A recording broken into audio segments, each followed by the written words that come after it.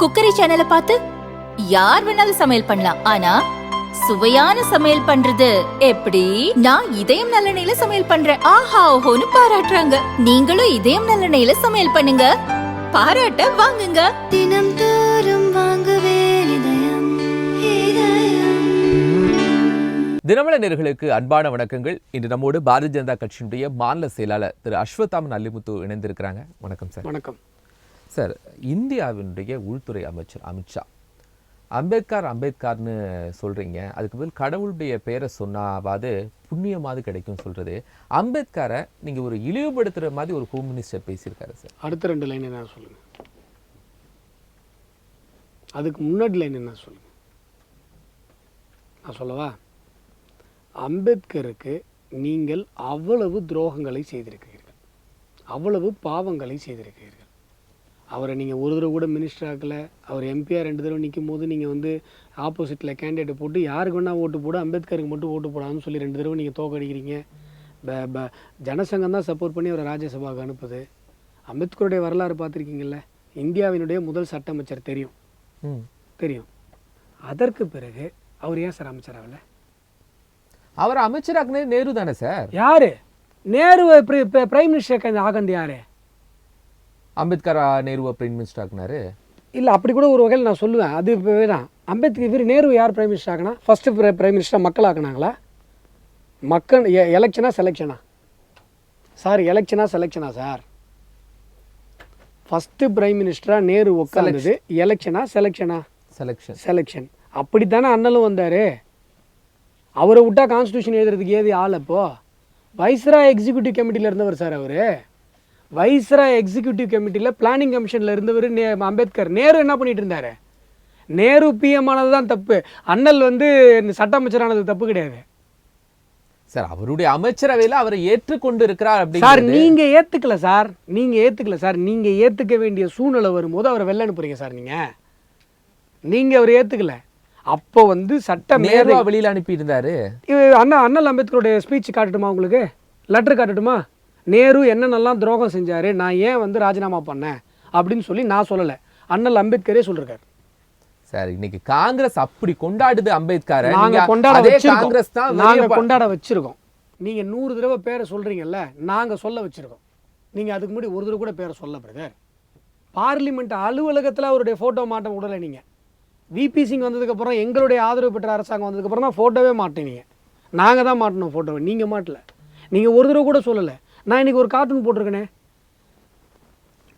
11th புக்கில் ஒரு cartoon Congress போடுது. நத்தை தான் கான்ஸ்டியூஷனாக, அண்ணல் அது மேலே உட்காந்து அப்படியே பொறுமையாக போயிட்டுருக்காராம். மக்கள் எல்லாம் வேடிக்கை பார்க்குறாங்களாம். நேரு வந்து சாட்டையால் அடித்து சீக்கிரம் போங்கிறாராம். இதை விட ஒரு பெரும் தலைவர் அண்ணல் அம்பேத்கர் அவர்களை அவமானப்படுத்த முடியுமா? இந்த கார்ட்டூனை 2006லேருந்து 2013 வரை, அது அந்த இஷ்யூ பார்லிமெண்ட்டில் பேசப்படுகிற வரை பிஞ்சு நெஞ்சங்கள் மனதில் அந்த விஷத்தை ஏற்றது யார்? காங்கிரஸ். அப்போ நீங்கள் அண்ணல் அம்பேத்கர் மேலே உங்களுடைய ஒப்பீனியன் என்ன சார்? கான்ஸ்டியூஷனை கொடுத்தது அவர். நேரு என்ன பண்ணார்? இதில் கான்ஸ்டியூஷன் மேக்கிங்கில் நேருடைய பங்கு என்ன? எப்படி நீங்கள் அப்படி ஒரு கார்ட்டூனை போடுவீங்க? அப்படி போட்டிருந்தீங்க. இவ்வளோதான் உங்களுக்கு அவர் மேலே அபிப்பிராயம். மாத்தந்து யார்? இன்னைக்கு இவ்வளோ பேர் பேசுகிறாங்கன்னா பேச வச்சது யார்? நாங்கள் பேச வச்சுருக்கோம் சார். வரலாறு என்ன? 1952 தான் ஃபஸ்ட்டு, 51 தானே ஃபஸ்ட்டு எலெக்ஷன், பொது தேர்தல் வருது. பொது தேர்தலில் இப்போ தேர்தலுக்கு பிறகான அமைச்சரவையில் ஏன் அம்பேத்கர் இல்லை? கான்ஸ்டியூஷனை கொடுத்தவர் தானே, இந்தியன் கான்ஸ்டியூஷனை கொடுத்தவர் தானே. ஏன் வந்து அதுக்கப்புறம் அவர் ஒரு முறை அமைச்சர், தேர்தலுக்கு முந்தைய அமைச்சரவையில், தேர்தலுக்கு அப்புறம் அவர் ஏன் வரல? ஏன் ரிசைன் பண்ணிட்டு போனார்? சார், லேபர் எக்கனாமிக் கேட்டார் சார். அவர் பொருளாதாரத்துறை கேட்டார் சார். சட்டத்தையும் வச்சுக்கிறேன், எனக்கு எக்ஸிக்யூட்டிவில் ஏதாவது கொடுங்க, என்னை ஏன் வந்து நீங்கள் வந்து தகுதி குறைவாக நினைக்கிறீங்க? அதெல்லாம் அவரே சொல்லியிருக்கார், அண்ணல் அம்பேத்கரே சொல்லியிருக்கார். ஏன் காங்கிரஸ்லேருந்து வெளில வந்தேன், எனக்கு எந்த போர்ட்ஃபோலியோவும் கொடுக்கல. ஏதாவது மினிஸ்டருங்க வெளியூர் போனால் இன்சார்ஜ் கூட எனக்கு நேரு கொடுக்கல. ரீசன் ஃபார் ரெசிக்னேஷன் அவர் சொல்கிறார், நான் சொல்லலை. அதுக்கப்புறம் அவர் மும்பையில் நின்னப்பா 1952 ஆப்போசிட்டில் கேண்டிடேட் போட்டு நீ யாருக்கு வேணால் ஓட்டு போடுங்க, அம்பேத்கருக்கு ஓட்டு போடாதீங்க, நேரு பிரச்சாரம் பண்ணாரா இல்லையா? அவங்க தோக்கடிச்சாங்களா இல்லையா காங்கிரஸ்? அதற்கு பிறகு அவருக்கு சப்போர்ட் பண்ணி அவரை ராஜ்யசபா சீட்டில் வந்து பாராளுமன்றத்துக்கு திரும்ப அனுப்பிச்சது ஜனசங்கம் தானே சார். அதானே சார் வரலாறு. 1954 திரும்பி வந்து மறுபடியும் நிற்கிறாரு பை எலெக்ஷனில், மறுபடியும் காங்கிரஸ் கேண்டிடேட் போடுது. அவ்வளோ வெகமெண்ட்டாக பிரச்சாரம் பண்ணி அவரை மறுபடியும் தோக்கடிக்கிறாங்க. இதுதானே உங்களுடைய வரலாறு. அப்போ இன்னைக்கு காங்கிரஸ் அம்பேத்கர் கொடுத்த மரியாதையை பாஜக கொடுக்கல அப்படின்னு நாங்கள் என்ன சொல்கிறோம், நீங்கள் இவ்வளவு பாவங்களை நீங்கள் அண்ணல் அம்பேத்கருக்கு பண்ணிவிட்ட பிறகு அவருடைய பெயரை சொல்லுகிற தகுதி உங்களுக்கு கிடையாது. நீங்கள் சொல்கிறீங்க அம்பேத்கர் அம்பேத்கர்னு பேரை மட்டும் சொல்கிறீங்க, சாமி பேரை சொல்லி பாராயணம் பண்ணுற மாதிரி சொல்கிறீங்க. பாராயணம் பண்ணிங்கன்னா கூட அம்பேத்கருக்கு பண்ண பாவமாவது போவோம். அவருக்கு அவ்வளோ பாவத்தை பண்ணிவிட்டு அவருடைய புகழை மழுங்கடிப்பதற்கான அனைத்து விஷமத்தனமான வேலைகளையும் பண்ணிவிட்டு அவர் பேரை மட்டும் சொல்கிறதுனால யாருக்கு என்ன லாபம்? அமைச்சரவையில் கொடுக்கல அப்படிங்கிறதுக்காக புகழை மழுங்க செய்ததும் காங்கிரஸ். இந்திய தேசத்தினுடைய அரசியலமைப்பு சட்டத்தை தந்த ஒரு மனிதனுக்கு சட்டத்துறை அமைச்சராக நீங்கள் வந்து அடுத்து கொடுக்கல சார். அவர் எம்பியாக விடாமல் தோக்கடிச்சிங்க சார். கான்ஸ்டிடியூஷனை கொடுத்தவர் சார். பாரத ரத்னா கொடுத்தாங்களா? சரி, அவங்க புகழை மழுங்கு செய்ய என்ன சார் செஞ்சாங்க? வேற என்ன செஞ்சாங்க? இது இப்போ இந்த கார்ட்டூனை நான் உங்களுக்கு அனுப்புகிறேன், நீங்கள் நான் பேசும்போது போடுங்க. அதை விட அதை 11ஆம் கிளாஸ் படிக்கிற ஒரு அடலசென்ட் மாணவர்களுக்கு அந்த கார்ட்டூனை கொடுத்து அதை வந்து பாட புத்தகத்தில் காங்கிரஸ் போடுதுன்னு சொன்னால் அண்ணல் அம்பேத்கரை பற்றி மாணவர்கள் என்ன நினைக்க வேண்டும் என்று இந்த காங்கிரஸ் நினைக்கிறதுங்கிறத நீங்கள் சொல்லுங்கள் சார். நீங்கள் சொல்லுங்கள் அவங்களுடைய எண்ணம் என்ன, அவங்க எதுக்காக இந்த மாதிரி பண்ணாங்க. ஒன்றா ரெண்டா? நான் சொல்கிறேன், 2 எலெக்ஷனில் தோக்கடிச்சாங்க, அமைச்சரவையில் திரும்பி அவர் உள்ள வரவிடலை. அதுக்கப்புறம் அவர் அண்ணல் அவர்கள் சொல்கிற மாதிரி வைஸ்ராய் கமிட்டியில் பிளானிங் கமிஷனில் இருந்தவர். அவர் பிஃபோர் இண்டிபெண்டன்ஸ் நான் சொல்கிறது. எனக்கு பிளானிங்கில், எக்ஸிக்யூஷனில், பாலிசி டிசிஷனில் எனக்கு உள்ளே விடலை நேருன்றார். நான் சொல்கிறேன்னா அம்பேத்கர் சொல்கிறாரு, ஏன் உள்ள விடலை? இந்தியாவில் அண்ணல் அம்பேத்கரை விட ஒரு பெரிய மேதை யார் இருக்கா? சொல்கிறேன், நல்லா நோட் பண்ணிக்கோங்க. அண்ணல் அம்பேத்கர் அவர்களுடைய படிப்பு அறிவோடு ஒப்பிடும்பொழுது நேரு ஒன்றுமே கிடையாது. நேரு அவர்களுடைய ஃபாரின் பாலிசியை நேரடியாக அம்பேத்கர் விமர்சிக்கிறார். இவருடைய இந்தியா வந்து சுதந்திரம் அடையும் பொழுது இந்தியாவுக்கு எதிரின்னு யாருமே கிடையாது. ஆனால் இந்த 5 வருஷத்தில் அண்ணல் அம்பேத்கர் சொல்கிற வார்த்தை, இந்த 5 வருஷத்தில் இன்றைக்கி இந்தியாவிற்கு நண்பர்கள்னு ஒருத்தவங்க கூட கிடையாது. காரணம் நேருன்றார். ஐநா சபையில் கூட இந்தியாவினுடைய மதிப்பு குறைந்ததற்கு காரணம் நேரு. நான் சொல்லலை. பஞ்சசீல கொள்கையெல்லாம் கொண்டு வந்தவர். நீங்கள் பில்டப் பண்ணுறீங்க சார். அதனால் என்ன சார் 10 பைசா புண்ணியம் பஞ்சசீல கொள்கையினால? யுஎன்ஓடைய நிரந்தர உறுப்பினர் ஆவதற்கு நமக்கு வந்த வாய்ப்பை சீனாவுக்கு விட்டு கொடுத்து தாசத்துக்கு துரோகம் பண்ணவர் தானே சார் நேரு. அவருடைய இமேஜை காப்பாற்றின்னு தானே பார்த்தாரு. சரி, 370 விஷயத்தில் நேருவோட ஸ்டாண்ட் என்ன, அம்பேத்கரோட ஸ்டாண்ட் என்ன? ஆர்டிகல் 370 இந்த தேசத்திற்கு செய்கிற துரோகம்னு சொன்னவர் அண்ணல் அம்பேத்கர். சொன்னாரா இல்லையா? அப்புறம் உங்களுக்கும் ஐடியாலஜிக்கல் கான்ட்ராடிக்ஷன் இருக்கு. ஒன்று அவர் மேலே உங்களுக்கு பொறாமை இருக்கு. அவரை பற்றி பேசுறத குளோரிஃபை பண்ணுறது காங்கிரஸுக்கு. ஆமாம், ஐடியாலஜிக்கல் கான்ட்ராடிக்ஷன் இருக்கு. 370 அவருடைய ஸ்டாண்ட் வேற, உங்கள் ஸ்டாண்டு வேற. எக்ஸ்சேஞ்ச் ஆஃப் பாப்புலேஷன் பேசியிருக்காரு சார் அவர். என்ன நீங்கள் பேசுகிறீங்க? பாகிஸ்தானும் இந்தியாவும் பிரியும் போது இங்கே இருக்கிற இஸ்லாமியர்கள் அத்தனை பேரையும் நீங்கள் பாகிஸ்தானுக்கு அனுப்பிட்டு பாகிஸ்தானில் இருக்க எல்லா இந்துக்களையும் இந்தியாவுக்கு கூப்பிட்டுக்கோன்னு சொன்னாரா இல்லையா அவர் அம்பேத்கர்? நீ அம்பேத்கரை படிக்கிறதே இல்லை யாரும். வெறுமனே பேரை மட்டும் வச்சுட்டு நீங்கள் வந்து அவருக்கு ஒரு பொய் கட்டமைப்பை கொடுத்துட்டு காங்கிரஸுக்கு அவரையும் சம்மந்தப்படுத்துனீங்கன்னா அதை விட அது அவரை வந்து அவமானப்படுத்துகிற விஷயம் வேறு என்ன இருக்க முடியும்? காங்கிரஸ் அவரை அவமானப்படுத்தியது. காங்கிரஸோடு சேர்த்து நீங்கள் அவரை அவமானப்படுத்தாதீங்க. காங்கிரஸ் வாழ்நாள் முழுவதும் அவமானப்படுத்தியது, அவர் இருக்கும்போதும் அவமானப்படுத்தியது, அவர் மறைந்ததற்கு பிறகும் அவமானப்படுத்தியது. நான் டெக்ஸ்ட் புக் மேட்டரை திருப்பி சொல்கிறேன்னா, இவ்வளவு நாள் கழித்து 2013 வரை உங்களுக்கு எவ்வளோ வன்மம் இருந்தது அவர் மேலே? எப்படி சார் குழந்தைங்க படிக்கிற புக்கில் அப்படி போடுவீங்க? எப்படி உங்களுக்கு மனசாட்சி வந்தது? நீங்கள் கொடுத்துக்கிட்டீங்க. நேருக்கே வந்து இது கொடுத்துட்டார். உங்களுக்கு கேள்விப்பட்டிருப்பீங்க, பாரத ரத்னா. இந்திராவுக்கே கொடுத்தாங்க. அண்ணல் அம்பேத்கருக்கு நாங்கள் வந்து தான் கொடுத்தோம். எங்களுடைய கூட்டணி ஆட்சி தான் கொடுத்தது. காங்கிரஸ் என்ன பண்ணுச்சு? சரி, எல்லாத்தையும் விட்டுருங்க. அம்பேத்கர் அப்படின்னா யார் சார்? ஏன் சார் இந்தியன் கான்ஸ்டியூஷன் இவ்வளோ மதிக்கிறாங்க? சொல்லுங்கள் சார். உலகத்தில் இருக்கிற கான்ஸ்டிடியூஷனில் மிக உன்னதமான கான்ஸ்டிடியூஷன் இந்தியன் கான்ஸ்டிடியூஷன். ஏன்? அதனுடைய தலைவராக இருந்து அவர் டிராஃப்ட் பண்ணார் சார். கான்ஸ்டிடியூஷன் ஏன் வந்து உலகத்திலே சிறந்த கான்ஸ்டிடியூஷனாக இருக்குன்னா, இந்தியன் கான்ஸ்டிடியூஷன் மட்டும்தான் சிட்டிசன்ஸோடைய ஃபண்டமெண்டல் ரைட்லேருந்து ஆரம்பிக்குது சார். பியூட்டிஃபுல். அந்த பியூட்டியே எங்கே இருக்குது? கான்ஸ்டிடியூஷனோட beauty it starts from citizens rights, not from government, not from executive. புரியுதுங்களா? சுப்ரீமசி எங்கேருந்து வருது? மக்களுடைய அடிப்படை உரிமையிலேருந்து சுப்ரீமசி வருது. அதை பாதுகாக்கிறது தான் எக்ஸிக்யூட்டிவோடைய வேலை. அது பாதுகாக்கப்படும் போது அதை காப்பாற்றுறது தான் ஜுடிஷியரியோடைய வேலை. அதை செயல்படுத்துறது தான் அதிகாரிகளோட வேலை. இதெல்லாம் எங்கே சுற்றி வருது? பீப்புள்ஸோடைய ரைட்ஸை சுற்றி வருது. கேசவானந்த பாரதியில் என்ன சார் நடந்தது? இந்திரா காந்தி கவர்மெண்ட் என்ன சார் ஆர்கியூ பண்ணிச்சு? கான்ஸ்டிடியூஷனை தூக்கி கொண்டு போய் நாங்கள் குப்பத்தொட்டில் போடுவோம், புதுசாக ஒரு கான்ஸ்டியூஷன் எழுதுவோம், அதுக்கு எங்களுக்கு ரைட் இருக்குன்னு சொல்லி கேசவானந்த பாரதியில் இதே காங்கிரஸ் அரசு ஆர்கியூ பண்ணிச்சா இல்லையா சார்? அந்த கேசவானந்த பாரதி வழக்கில் இந்த அரசாங்கத்திற்கு எதிராக ஆண்மையோடு நின்ன மனிதர் HR கண்ணா. அவர் தான் அடுத்து உச்சநீதிமன்ற நீதிபதியாக வர வேண்டியவர். அவரை தூக்கிட்டு அடுத்து அவருக்கு மூணு செட்டு அடுத்து ஜூனியராக இருந்தவர் ஒருத்தரை கொண்டு வந்து போடுறாங்க. எதுக்காக? மறுபடி கேசவானந்த பாரதி வழக்கை திருப்பி இது பண்ணுறதுக்காக, அந்த அந்த அந்த டெசிஷனை ரிவோக் பண்ணுறதுக்காக. எவ்வளோ அநியாயம் நடந்தது. அதுக்கப்புறம் தானே ஹைகோர்ட்டில் கொலிஜியம், சுப்ரீம் கோர்ட்டில் கொலிஜியம் சிஸ்டம் வந்தது. ஜுடிஷியரியில் நீங்கள் கவர்மெண்ட்டை தலையிடாதீங்க, நாங்களே நீதிபதிகளோட அப்பாயின்மெண்ட்டை பார்த்துக்குறோம் அப்படின்னு சொல்லி எப்போ முடிவு பண்ணாங்க? இந்த இந்திரா பண்ண இந்த அட்டகாசத்துக்கு அப்புறம் தானே முடிவு பண்ணாங்க. இதே HR கண்ணா டீல் பண்ண இன்னொரு கேஸில் ஹேபியஸ் கார்பஸ், எமர்ஜென்சி பீரியடில் ஹேபியஸ் கார்பஸ் கேஸ் கேள்விப்பட்டிருப்பீங்க. அதில் என்ன சார் ஆர்கியூ பண்ணாங்க இந்திரா கவர்மெண்ட்டில்?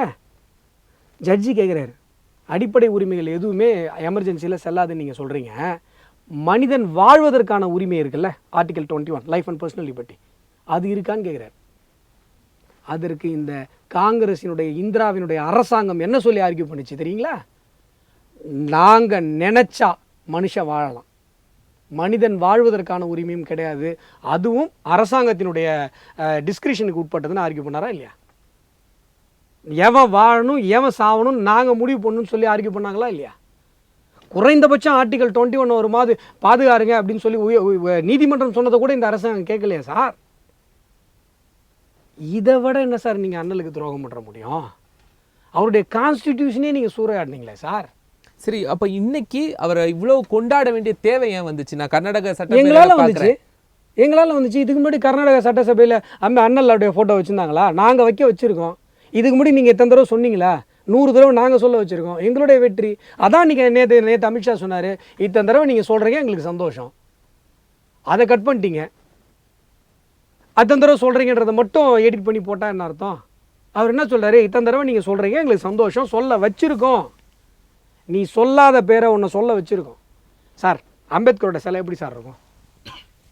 நீங்கள் தமிழ்நாட்டில் அம்பேத்கர் இப்போ ஒவ்வொரு சிலைக்கும் ஒரு போஸ்டர் இருக்கும் இல்லையா? கையில் புக் வச்சுருப்பாரு, கை நின்றுட்டு இருப்பார். இதுதான் அண்ணல் அம்பேத்கருடைய சிலை.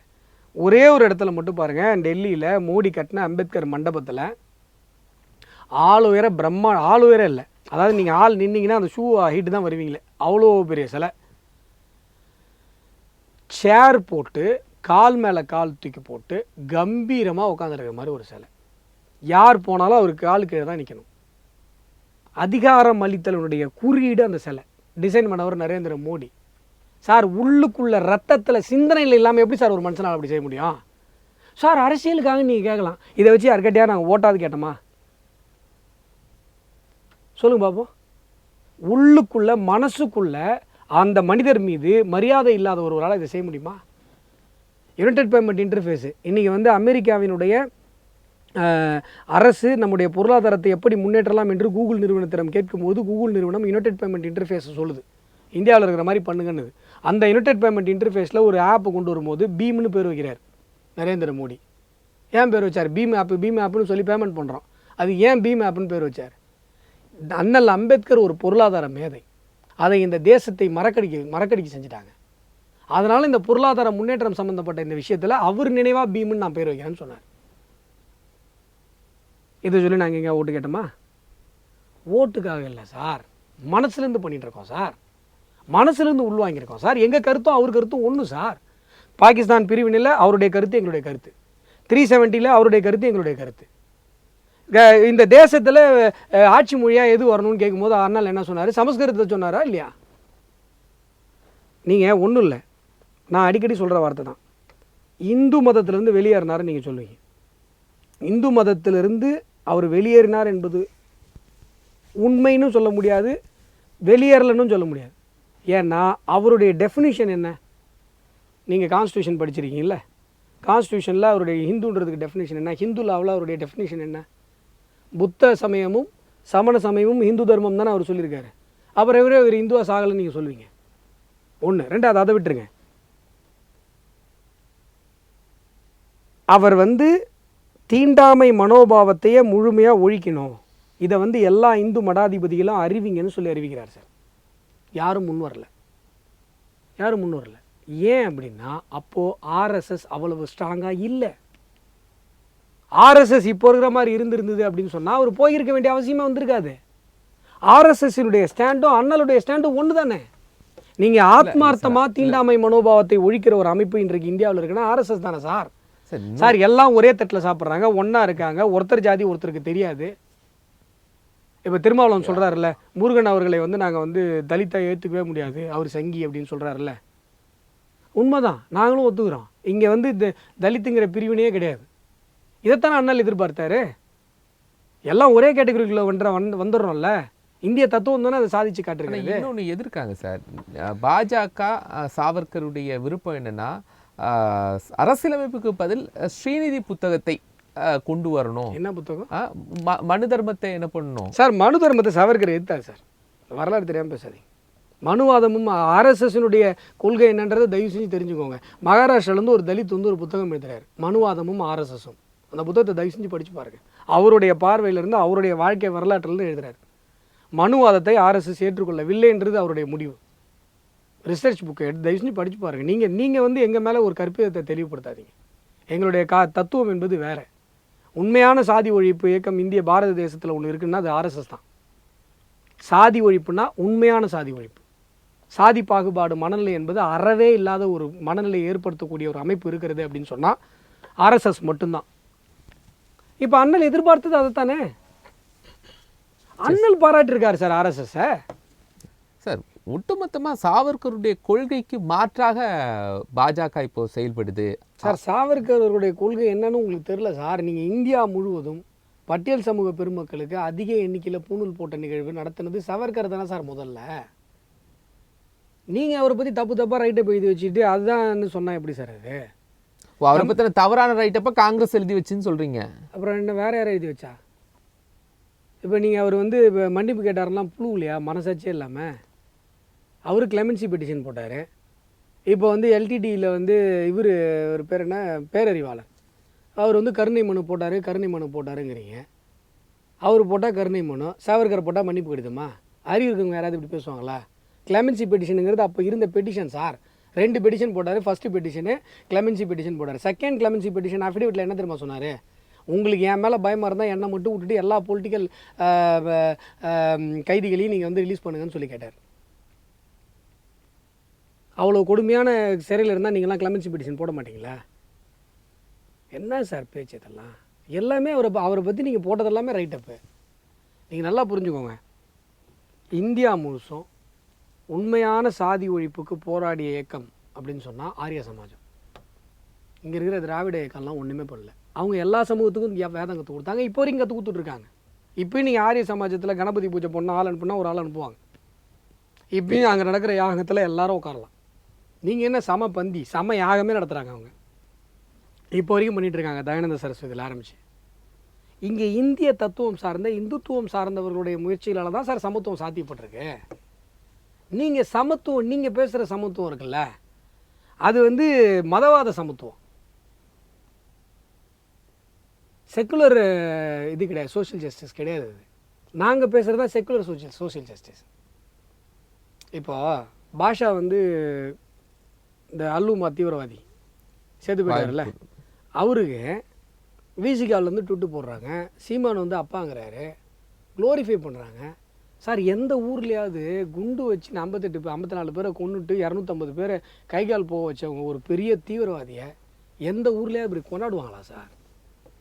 காட்டு மிராண்டி ஊரில் ஒரு உலகத்தினுடைய ஒரு காட்டு மிராண்டி சமூகம் கூட இது மாதிரி ஒரு விஷயத்தை பண்ணுமா சார்? இவர் வணியரசு ட்விட்டு போடுறாரு, சனாதனத்தை அழிப்பதற்காக இதே மாதிரி பாஷாக்கள் பிறந்து கொண்டே இருப்பாங்களாம். அப்போ இதே மாதிரி குண்டு வச்சு குண்டு வெடிப்பில் இந்துக்களை கொண்டு சனாதனத்தை அழிக்க போகிறாங்களா? இதுக்கு பேர் மதவாதம் இல்லையா சார்? நீங்கள் சமத்துவங்கிற பேரில் மதவாதம் தானே சார் பேசுகிறீங்க? உங்களுடைய சமத்துவ கொள்கை என்ன? திருமாவளவன், ஸ்டாலின், உதயநிதி ஸ்டாலின் எல்லாரையும் கூட்டு லைன் நிற்க வைங்க சார். சமத்துவம் என்றால் என்ன? இந்து தர்மத்தை அழிச்சா சமத்துவம். இதுதானே சார்? அப்படி எங்கேயே சொல்றாங்களா? இந்த தர்மம் வேற என்ன சார் சொல்றாங்க? சனாதனத்தை வேறு இருப்போன்றாங்க, சனாதனன்றது எய்ட்ஸுங்கிறாங்க, இந்து தர்மத்தை அழிக்கணுங்கிறாங்க, தீவிரவாதி இன்னும் 10 தீவிரவாதி பிறந்து வந்து குண்டு வச்சு மறுபடியும் இப்போ இந்துக்களை சாவடிக்கணும்னு ஒருத்தர் ஓப்பனாக ட்விட்டு போடுறாரு. அவங்க சொல்கிறது என்ன? இந்து தர்மம் தான் இந்த இதை ஏற்படுத்திச்சு, அதனால் முழுசாக இந்து தர்மத்தை அழிச்சாதான் சமத்துவம் பிறக்கும்.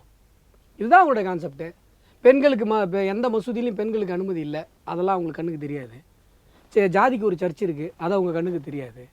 நீங்கள் சமத்துவம் என்கிற போர்வையில், சாதிய எதிர்ப்பு அப்படிங்கிற போர்வையில் நீங்கள் மத மாற்றத்துக்கு ஆள் பிடிக்கிற வேலை தானே பண்ணுறீங்க. இந்த சர்ச்சில் கூட ஜாதிக்கு ஒரு சர்ச் வச்சுருக்காங்களா? நான் காட்டவா? இதே சென்னையில் காட்டவா? சென்னையில் நாடாருக்கு ஒரு சர்ச்சு, தலித்துக்கு ஒரு சர்ச் நான் காட்டவா? பட்டியலிட்டு காட்டவா? அட்ரஸ் லொக்கேஷன் அனுப்பா உங்களுக்கு. எனக்கு எத்தனை கிறிஸ்தவ நண்பர்கள் இருக்காங்க தெரியுங்களா? நான் பேசுகிறதெல்லாம் என்ன பைபிள் இருந்து நானாக படித்து பேசுகிறேன், எல்லாம் எனக்கு அவங்க ரெஃபரன்ஸ் கொடுக்குறாங்க. பழைய ஏற்பாட்டில் தான் நான் கோட் பண்ணி பேசுகிறேன். எப்படி பேசுகிறேன்? என்னுடைய கிறிஸ்தவ நண்பர்கள் எனக்கு அனுப்புகிறாங்க. அதை பற்றி உங்களை பேச சொல்லுங்க பார்ப்போம். அப்போ என்ன சொல்லுவாங்க? இல்லை அவங்க வந்து சார் அந்த கிறிஸ்தவமும் சாதியவாதத்தை இந்து தர்மத்திடமிருந்து கற்றுக்கொண்டது சொல்லுவாங்க. அப்போ கருப்பர் ஒருத்தரை பார்க்குங்க. இங்கே தான் சார் இந்தியாவை பார்த்து கெட்டு போயிடுச்சு. கருப்பர் ஒருத்தரை பார்க்குங்களா பார்ப்போம். பெண் ஒருத்தரை பார்க்குங்களா பார்ப்போம். அங்கே யாருக்கு எடுத்தா? பேசினா நியாயமாக பேசணும்ல. நீங்கள் மதம் மாற்றத்தை மட்டும் தானே பண்ணுறீங்க. உங்களுடைய நோக்கம் இந்து தர்மத்தை அழிப்பது. நீங்கள் செக்குலர் சோஷியல் ஜஸ்டிஸ் பேசலை, உங்களது வந்து மதவாதம், ரிலீஜியஸ் சோஷியல் ஜஸ்டிஸ். இந்து தர்மம் சொல்லாங்க சார். ஆனால் அண்ணல் பேசுறது செக்குலர் சோஷியல் ஜஸ்டிஸ். அவர் போகணும்னு நினைக்கும் போது கூட போகல சார். எவ்வளோ அறிவிப்பு கொடுத்தாரு தெரியுங்களா? நீங்கள் எடுத்து வரலாறு பாருங்கள். அவர் உடனேலாம் போகல, விருப்பப்பட்டெல்லாம் அவர் போகல. அவர் அவ்வளோ அறிவிப்பு கொடுத்தார். எல்லா மடாதிபதியிலையும் கூப்பிட்டாரு. தீண்டாமையே வந்து வெளிப்படையாக விட்டொழிங்கன்னு சொல்லி அறிவிங்கன்னு சொன்னார். இல்லைனா நான் போயிடுவேன்னு சொன்னார். அப்போ இருந்தவங்க அதை பண்ணலை. அப்போ இருந்த ஈகோ சிஸ்டம் அதுக்கு ரெடியாக இல்லை. அந்த ஈகோ சிஸ்டம் இன்றைக்கி உருவாயிருக்குன்னா ஆர்எஸ்எஸ் காரணம். இந்திய தத்துவவாதிகள், இந்துத்துவவாதிகள் முழுமையாக தீண்டாமை மனோபாவத்திலிருந்து வெளில வந்திருக்காங்கன்னா இந்திய தத்துவவாதிகள் நாங்கள் தானே காரணம். நீங்கள் என்ன பண்ணீங்க சார்? ஒன்று கேட்குறேன். இப்போது மோடி 2-3 கொஸ்டின் எழுப்புறாரு. அம்பேத்கருக்கு பாரத ரத்னா நீங்கள் கொடுக்கல, அவரை 2 முறை தோல்வி அடைகிறதுக்கு வேலை பார்த்தீங்க, இப்படிலாம் பல விஷயம் சொல்கிறார் இல்லையா? இதுக்கு காங்கிரஸ் ஏதாவது ஒரு இடத்துல பதில் சொன்னாங்களா? இல்லை இதுக்கு முன்னாடி பதில் சொல்லியிருக்காங்க? இல்லையே. எங்கே பதில் சொல்லியிருக்காங்க? அதுக்கு தான் இப்போ மடைய மாட்டுறாங்க எடிட்டட் வீடியோ போட்டு. இதுக்கு பதில் இல்லை சார். ஒன்றும் இல்லை. அமித்ஷாஜி பேசின இதையே பாருங்கள். இப்போ நீங்கள் சொல்கிறீங்கல்ல, இதை பேசிட்டு இந்த பாராயண மேட்டர்லாம் பேசிட்டு அடுத்து வர்றார். வெஸ்ட் பெங்கால்லேருந்து ஒருத்தர் லெட்டர் எழுதுறார் நேருக்கு. நீங்கள் வந்து ராஜாஜி, அண்ணல் அம்பேத்கர் இவங்க எல்லாத்தையும் வந்து காங்கிரஸ்லேருந்து இழந்துட்டீங்க, இது ஒரு மிகப்பெரிய இழப்பு காங்கிரஸுக்கு அப்படி சொல்லி லெட்டர் எழுதுறாரு. அதுக்கு பதில் லெட்டர் அமித்ஷாஜி சொன்ன மாதிரி விஷயம் பதில் லெட்டர் நேரம் எழுதுறாரு. ராஜாஜி போனது இழப்பு தான், ஆனால் அம்பேத்கர் போனதெல்லாம் அவ்வளோ பெரிய இழப்பு இல்லை. நேரு லெட்ரு எப்படி பதில் சொல்ல முடியும் ராகுலால்?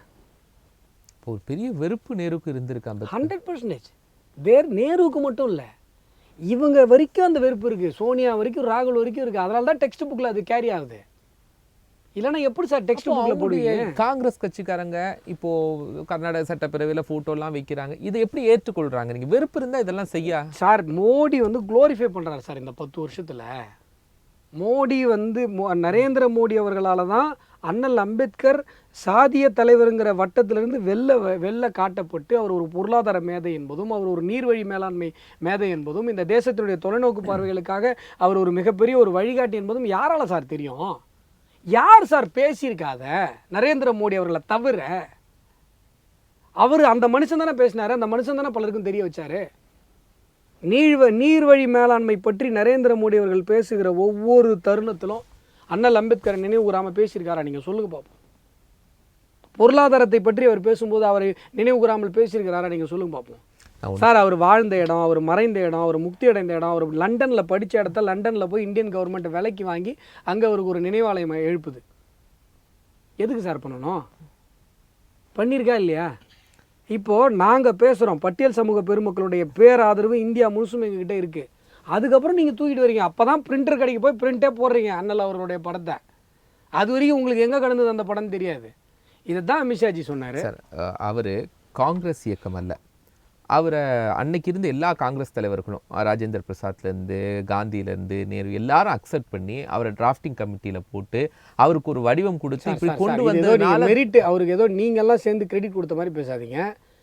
அவரை தவிர கான்ஸ்டியூஷன் எழுதுறதுக்கு அன்னைக்கு ஆளே இல்லை சார். ஆனா நேரு பிரைம் எல்லாருமே மினிஸ்டர் அட்வொகேட் எத்தனை பேர் இருந்தாங்க சார். ஐயோ நீங்கள் வந்து இப்போ நேரு அவர்களுடைய புத்தகங்கள், அவருடைய வெளியுறவு கொள்கைகள், அவர் யுனைடெட் நேஷன்ஸ் ஆர்கனைசேஷன் வந்து அதனுடைய நிரந்தர உறுப்பினர் பதவி நமக்கு கிடைக்கப்படும் பொழுது அவர் எடுத்த முடிவுகள், இதை பற்றியெல்லாம் நான் சொல்கிறத நம்ப வேணாம். அவருடைய வெளியுறவு கொள்கையை பற்றி அண்ணல் அம்பேத்கர் சொல்கிறதையாவது தயவு செஞ்சு பாருங்கள்.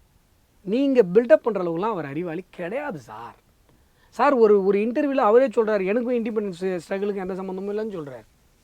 நீங்கள் நல்லா புரிஞ்சுக்கோங்க, கான்ஸ்டிடியூஷன் எழுதுறதுக்கு அம்பேத்கர் அவர்களிடவே காம்பிடென்ட் பர்சன் அந்த டைமில் இல்லை. ஆனால் பிரைம் மினிஸ்டருக்கு லீஸ்ட் காம்பிடென்ட் பர்சன் நேரு அப்போ இருந்ததில்லை. அவருக்கு கீழே யாருமே இல்லை. லீஸ்ட் ரெக்கமெண்டேஷன், காந்தியோட ரெக்கமெண்டேஷன் ஆனார். இல்லைனா பட்டேல் தான் இப்போ பிரைம் மினிஸ்டர். இதுதான் வரலாறு. அது ஒரு மிகப்பெரிய ஒரு வரலாற்று தவறு. அது நடந்திருக்க கூடாது. அது நடக்கலன்னா இந்தியாவினுடைய தலையெழுத்து மாறி இருக்கும். வாரிசு அரசியல் நேரு பிரதமரா இருந்ததுனால தான் அதுக்கப்புறமா ஒரு ஜனநாயக பூர்வமா ஒரு குயிக்கா ஒரு 5 ஆண்டுகளுக்கும் ஒரு பெரிய வளர்ச்சி அடைஞ்சதுக்கு அவர் தானே காரணம். இந்தியாவை சொன்னா அவர் இல்லைன்னா மிகப்பெரிய வளர்ச்சி அடைஞ்சிருக்கும். 1947 இந்திய ரூபாயினுடைய மதிப்பும் அமெரிக்க ரூபாயினுடைய மதிப்பும் ஒன்று. நம்ம பொருளாதாரத்தில் எங்கே இருந்தோம் இப்போ எங்கே இருக்கோம்? யார் காரணம்? வாரிசு அரசியலுங்கிறது ஒன்று இந்த தேசத்தில் யாரால் வந்தது? அதுக்கு 2வது தடவை நமக்கு ஒரு சான்ஸ் கிடைச்சிது. லால் பகதூர் சாஸ்திரி பிரைம் மினிஸ்டர், ஞாபகம் இருக்கா? அவர் எப்படி மறைஞ்சார்? தாஷ்கண்டில் போய் கையெழுத்து போட போகிறப்போ சோத்தில் விஷம் வச்சு கொள்கிறாங்க. எத்தனை பேருக்கு இளைஞர்களுக்கு இந்த விஷயம் தெரியும்? இந்தியன் பிரைம் மினிஸ்டர் ஒருத்தர் போய் ஃபாரினில் வச்சு கொண்டாங்க. ஆதாரப்பூர்வமாக இல்லை சார். சார் அவர் பாய்சன் மர்டருங்கிறதெல்லாம் ஆதாரப்பூர்வமான சார். யார் அக்யூஸ்டுங்கிறது தான் சார் ஆதாரம் இல்லை. அவர் விஷம் வச்சு தான் கொண்டாங்கன்றதெல்லாம் அது யாருக்குமே டிஸ்பியூட் கிடையாது. அன்டிஸ்பியூட்டட் கொஸ்டின், அது அன்டிஸ்பியூட்டட் ஃபேக்ட்ஸ். அது அவர் முகம் முழுசும் ப்ளூவாக மாறி அவர் பாய்சனில் சஸ்பீஷியஸ் டெத்துங்கிறது தான் ரெக்கார்டு. அதற்கு பிறகு அதுக்கு ஒரு கமிஷன் வச்சாங்க. அந்த கமிஷனுக்கு லால் பகதூர் சாஸ்திரி கூடவே இருந்த வேலையால் மர்மமான முறையில் ஆக்சிடெண்ட்டில் கொல்லப்படுறார். லால் பகதூர் சாஸ்திரி அவருக்கு வந்து விஷம் வச்சதா சொல்லப்படுற சமையல்காரனுக்கு அரசு வேலை கொடுக்கப்பட்டதா இல்லையா காங்கிரஸ் பீரியடில்? தாஷ்கண்ட் ஃபைல்ஸ்னு ஒரு ஆவணப்படம் எடுத்திருக்காங்க, போய் பாருங்கள், சொல்லிருக்காங்க இந்த விஷயத்தெல்லாம். நான் கேட்குறது குறைந்தபட்சம் ஒரு நாட்டிலேருந்து ஒரு சின்ன நாட்டுடைய அதிபர் வேற ஒரு நாட்டுக்கு போகிறார், அங்கே ஒருத்தன் துப்பாக்கி வச்சு கொண்டு வர்றான். இதனால தான் 2ஆம் உலக போர் வந்தது. கரெக்டாக? இந்தியாங்கிறது எவ்வளோ பெரிய தேசம். இந்த தேசத்தினுடைய பிரதமர் இந்த பாகிஸ்தானுடைய போரை வெற்றிகரமாக, பாகிஸ்தான் தலைநகர் வரைக்கும் நம்ம படை போய் அடிச்சது, வெற்றிகரமாக முடிச்சு அது சம்மந்தமான ஒரு ஒப்பந்தத்தில் கையெழுத்து போகிறதுக்கு போகும்போது தாஷ்கண்டில் மர்மமான முறையில் கொல்லப்பட்டது இளைஞர்கள் எத்தனை பேருக்கு தெரியும்? அவர் கொல்லப்படாமல் இருந்திருந்தால் வாரிசு அரசியல் முடிவுக்கு வந்திருக்கும். அவர் கொல்லப்பட்டதற்கு அப்புறம் தான் இந்திரா உள்ள வராங்க. இந்த குடும்பம் வந்தது லால் பகதூர் சாஸ்திரி அவருடைய மறைவுக்கு பிறகு. இல்லைன்னா நேருவோட அந்த தவறு அப்படியே முடிஞ்சிருக்கும். அந்த தவறு இவருடைய மரணத்திற்கு பிறகு மறுபடியும் கண்டினியூ ஆகுது. எமர்ஜென்சியோட கொடுமைகள் பற்றி எத்தனை பேருக்கு தெரியும்? படித்த பசங்களுக்கு. எங்கே வருது அது? யார் மறைச்சா? என்ன சார் ட்ராமா பண்ணுறீங்களா சார்? 2ஆம் சுதந்திர போர் சார் எமர்ஜென்சிங்கிறது. ஒட்டுமொத்த கான்ஸ்டியூஷனையும் தூக்கி போடணும்னு சொன்னீங்க. அந்த நேரத்தில் HR கண்ணா மாதிரி ஜட்ஜஸ் இல்லைனா என்ன சார் ஆயிருக்கும் நம்ம நாடு? ஒன்றுமே இல்லாமல் போயிருக்கோம் சார். நீங்கள் கம்யூனிஸ்ட் ட்ராமாலாம் ஏன் போட்டாங்க அந்த அம்மா? திடீர்னு ஏன் அவங்க சோஷியலிசம் பேசுனாங்க? ஏன் பேசுனாங்க சொல்லுங்கள்? சோஷியலிசம் பேசுகிறாங்க, எமர்ஜென்சி கொண்டு வராங்க. எமர்ஜென்சி வருது, சோஷியலிசம் வருது. சர்வாதிகாரி ஆட்சி ஆகணும்னு ஆசைப்படுற எல்லாரும் போடுற முகைமுடி கம்யூனிசம், சோஷியலிசம். நீங்கள் கம்யூனிசம்ன்றது பேச ஆரம்பிச்சிங்க, ப்ரியாம்பிளில் இன்க்ளூட் பண்ணீங்க, எல்லாமே பண்ணீங்க. எதுக்கு பண்ணீங்க? நீதிமன்றங்கள், நீதிபதிகள் அந்த நேரத்தில் தைரியமாக இல்லாமல் இருந்திருந்தா, எமர்ஜென்சிக்கு எதிராக போராடிய இயக்கங்கள் அந்த நேரத்தில் தைரியமாக இல்லாமல் இருந்தது, RSS ஜனசங்கம் உட்பட. ஏன் இங்கே திமுக தான் போராடிச்சு அந்த டைமில். உள்ளே போட்டு அந்த அந்த சித்திரவதை பண்ணாங்க. எல்லாம் அதை பண்ணி வெளில வந்தவங்க தான். இன்றைக்கி எல்லாம் கூட்டிகிட்டு கும்மால் அடிக்கிறாங்க. வரலாறு பாருங்கள் சார். எவ்வளவு பெரிய போர், மனித உரிமைக்கு எதிரான எவ்வளோ பெரிய போர். ரயில்வே ஸ்டேஷனில் பஸ் ஸ்டாண்டில் உட்காந்துருவனை கொண்டு போய் ஆண்மை கட்டுப்பாடு ஆப்ரேஷனை கொண்டு வந்து திரும்பி கொண்டு ரோட்டில் விடுவான். ஒருத்தனாலையும் கேள்வி கேட்க முடியாது. உலகத்தில் எந்த நாட்டிலையாவது கட்டாயப்படுத்தி குடும்ப கட்டுப்பாடு பண்ணாங்களா சார்? இன்றைக்கி மனித வளம் இல்லை, எங்கள் ஊரில் எல்லாருக்கும் 70 வயசுக்கு மேலே ஆகிப்போச்சு, வெளியூர்லேருந்து யாராவது இளைஞர்கள் கிடைப்பாங்கன்னு ஜப்பான்காரன் தேடிட்டு இருக்கான். சைனா இவ்வளோ பெரிய நாடு, ஆனால் இளைஞர்கள் இல்லை. இன்றைக்கி இந்தியாவில் மட்டும்தான் இளைஞர் வளம் இருக்குது. ஆனால் இதுவே 2 மடங்கு இன்றைக்கு மனித வளம் இருந்திருக்கும், இளைஞர் வளம் இருந்திருக்கும். தடுத்தது யார்? இந்திரா தானே. ஒரு ஜென்ரேஷனே நீங்கள் இம்பார்ட்டன்ட் ஆகுனீங்களே. இல்லை, அதுக்கும் அந்த காலத்தில் இருந்த ஒரு பஞ்சம் அதெல்லாம் தானே சார் காரணம். சார் அது பஞ்சத்துக்கு எவனாவது கூடாது சார், பஞ்சத்துக்கு நான் இப்போ பஞ்சமாக இருக்குது அதுக்காக 10 பேரை கொண்டுருவீங்களா? ஜனத்தொகை குறைச்சிருவீங்களா? பஞ்சம் யாரால சார் ஏற்பட்டுது? உலகத்துக்கே இன்றைக்கி நம்ம படி அளக்கிறோமே எப்படி? இன்றைக்கி எப்படி சார் உலகத்துக்கே படி அளக்கிறோம் சொல்லுங்கள்? அப்போ எப்படி பஞ்சம் வந்தது? இதே நிலப்பரப்பு தானே. இன்றைக்கி எப்படி நடக்குது இது? இன்றைக்கி எப்படி இந்தியா இவ்வளோ செழுமையாக இருக்குது? 80 கோடி பேருக்கு ரேஷன் கடையில் ஒருத்தனுக்கும் இந்த உணவு இல்லைன்ற ஒரு சூழ்நிலை இல்லாத அளவுக்கு ஏற்படுத்தியிருக்குமே. எப்படி ஏற்படுத்தியிருக்கோம்? உணவு பாதுகாப்பு சட்டம்லாம் அவங்க கொண்டு வந்தாங்க. உணவு பாதுகாப்பு சட்டங்கிறது அது கொண்டு வந்ததுனால எல்லாரும் பட்டினி இல்லாமல் இல்லை, அது கொண்டு வந்ததுனால தான் பல பேர் பட்டினி ஆனான். விவசாயம் லாபமற்ற தொழிலாக போனதுக்கு காரணம் அதுதான். நான் கஷ்டப்பட்டு விளை வைப்பேன், நான் உரம் போடுவேன், நான் ஏறு ஓட்டுவேன், நான் களை இல்லாமல் பாதுகாப்பேன், பூச்சிக்கிட்டு இருந்து பாதுகாப்பேன். நீங்கள் கொண்டு வந்து விளை வைப்பீங்க. இந்த பொருள் இந்த ரேட்டுக்கு மேலே ஆகக்கூடாதுன்னு சொல்லி நீங்கள் முடிவு பண்ணுவீங்க. இன்றைக்கி அதுவும் வரவிடலை நீங்கள் விவசாயிகள் சட்டத்தை, அதை தடுக்கிறதுக்கு. இன்றைக்கும் நீங்கள் தான் விளை வைக்கிறீங்க. நான் வைக்கிற பொருளுக்கு அதுக்கு தான் மோடி சட்டம் கொண்டு வந்தார், விவசாய சட்டம். அதுவும் எங்களுக்கு மறுபடியும் எங்கள் கை கட்டிட்டீங்க, விவசாயிகள் கையை. சார் அரசியலமைப்பு சார் நான் ஒரே ஒரு விஷயம் சொல்லிக்கிறேன். 80 கோடி பேருக்கு ரேஷன் கடையில் கொடுக்கறது நரேந்திர மோடி அவர்கள். அந்த திட்டத்தை, அந்தியோதயா திட்டத்தை ஆரம்பித்தது வாஜ்பாய் அவர்கள். காங்கிரஸ் அதை செய்யலை, காங்கிரஸ் அதை பற்றி யோசிக்கலை. காங்கிரஸுடைய மனநிலை என்ன தெரியுங்களா? அவர் சாரங்கி அவர்களை தள்ளி விட்டு போனார் பாருங்க, ராகுல். சாரங்கி அவர்களுடைய பேக்ரவுண்ட் என்ன தெரியுங்களா? அவர் வீடு கிடையாது, அவர் சைக்கிளில் போகிறவர். அவர் தள்ளி விட்டார் எம்பி பிரதாப் சாரங்கி. அவர் ராகுல் மாதிரி சில்வர் ஸ்பூன் கிடையாது சார். சாதாரண ஏழை சாதாரண ஒரு கூரை இல்லாத வீட்டில் வாழ்கிற மனுஷன் சார். இன்றைக்கி சைக்கிளில் போகிற சாதாரணமான ஒரு மனிதனை எம்பி ஆக்கி அழகு பார்த்தது பாரதிய ஜனதா கட்சி. அவரை தள்ளி விட்டு மண்டையை உடைக்கிறீங்களே, உங்களுக்கு எவ்வளோ அதை உடச்சிட்டு எல்லாம் ஏங்க இந்த மாதிரி தள்ளி விட்டீங்க, இந்த மாதிரி வயசானவருக்கு அடிபட்டுருச்சு. அப்போ அவர் திரும்பின்னு போனார் பார்த்தீங்களா ராகுல்? அந்த மனோபாவம் இருக்குல்ல. இவங்கெல்லாம் சாதாரணமான ஆளுங்க, நம்மளாம் யார்? எப்பேற்பட்ட ஊரை ஏமாற்றி போய்ச்சிட்டு இருக்கீங்க. என்ன பெரிய இந்த ஃபேமிலி நீங்கள்? அவங்க தான் சார் இந்த தேசத்தினுடைய அழகு. அவங்க தான் சார் பாராளுமன்றத்துக்கு வரணும்னு அண்ணல் அம்பேத்கர் ஆசைப்பட்டார். நீங்கள் வரக்கூடாதுன்னு தான் சார் நினச்சாரு. இந்த குடும்பம், இவங்க பையன் என்ன சார் உங்களுக்கு அந்த குலப்பெருமை தவிர வேறு என்ன சார் இருக்குது உங்களுக்கு? எப்படி சார் அவ்வளோ ஆட்டிடியூடு? ஒரு வயசானவர் தள்ளி விட்டு கீழே உந்து மண்டையை உழுந்து அங்கே கிடக்குறாரு. அவ்வளோ திமிராக பார்த்துட்டு அதெல்லாம் தள்ளி விட்டான், இன்னும் அதெல்லாம் தள்ளி விட்டா என்ன ஆகிட போகுது அப்படின்ட்டு போகிறாரு. இந்த மனநிலையில் தானே இந்த தேசத்தை நீங்கள் பார்த்தீங்க. போபால் விஷவாயு கசிவில் எத்தனை பேர் செத்தாங்க? எத்தனை பேருக்கு இப்போ வரைக்கும் அங்கே எத்தனை ஆயிரக்கணக்கான மக்களுடைய உயிர் குடிக்கப்பட்டது? அந்த ஃபேக்ட்ரி ஓனரை உங்களால் ஜெயிலில் வைக்க முடிஞ்சதா சார்? உலகத்தில் இந்த ஆப்பிரிக்காவில் மோசமான கண்ட்ரிஸ், இந்த ஏழை நாடுகள்லாம் சொல்கிறீங்கல்ல, அங்கே கூட இப்படி ஒரு கொடூரம் நடக்குமா சார்? அங்கே போய் நீங்கள் ஃபேக்ட்ரி வச்சு ஒரு 10,000 பேரை கொண்டு வெளில வந்துடுவீங்களா நீங்கள்? இந்தியாவில் வெளில வந்தாங்க சார். அவ்வளோதான் சார் எங்கள் உயிருக்கெல்லாம் இவனுங்க காட்டின மதிப்பு. வந்தாங்களா இல்லையா? அவ்வளோதானே நீங்கள் மக்களை பார்த்த விதம். இன்றைக்கும் அப்படி தான் நீங்கள் பார்க்குறீங்க. அவர் எம்பியாக தெரில, அவரும் எம்பி, நீ எம்பி, உனக்கு ஒன்றும் தலையில் கொம்பு முளைச்சில்ல. ஆனால் அவர் கூரை வீட்டிலேருந்து வர்றவர், சைக்கிளில் வர்றவர்.